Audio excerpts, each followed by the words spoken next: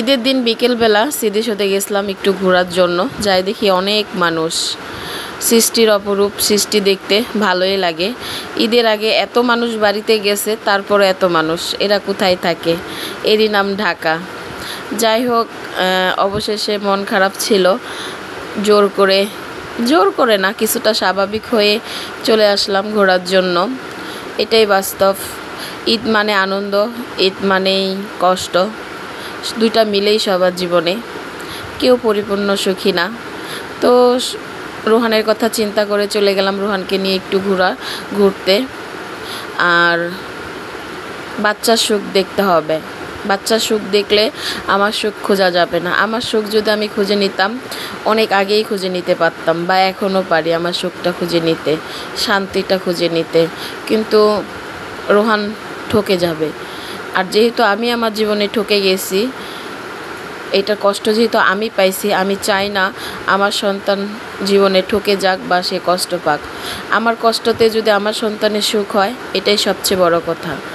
যাই হোক, অবশেষে সন্তানের মুখে হাসি ফোটানোর জন্য স্বাভাবিক হয়ে চলে আসলাম সন্তানকে নিয়ে স্মৃতিসৌধে ঘুরতে।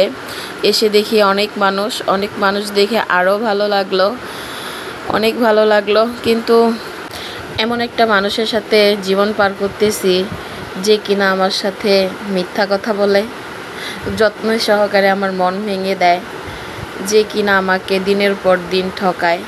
যেমন দুধের স্বাদ ঘোলে মেটানোর মতো, ঠিক আছে?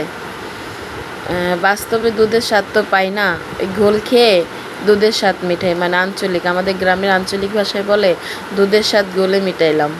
তো স্বামীর সংসার করতেছি, ঠিক আছে, কিন্তু ওই যে দুধের স্বাদ ঘোলে মেটানোর মতোই স্বামীর সংসার করতেছি।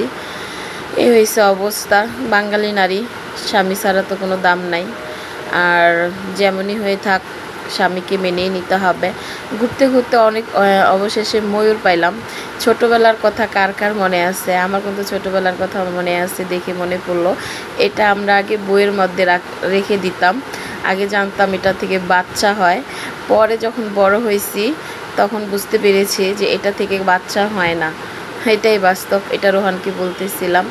আর এইদিকে আমি সিম্পল ড্রেস ঈদের দিন পরছি, নিজেকে এত আনিজি মনে হচ্ছে, কারণ আমি সবসময় বোরকা পরে অভ্যস্ত। কিন্তু আজকে ঈদের দিন একটু নতুন জামা পরছি। ঈদ মানে নতুন জামা, তাই একটু নতুন জামা পরছি। এই যে এটাই বাস্তব।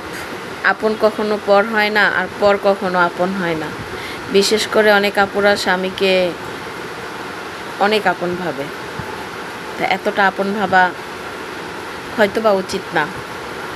আর আমি যাই হোক, সবাই ভালো থাকবেন। সবার জন্য অনেক অনেক ভালোবাসা, দোয়া। সবাইকে ঈদ মুবারক। আসসালামু আলাইকুম।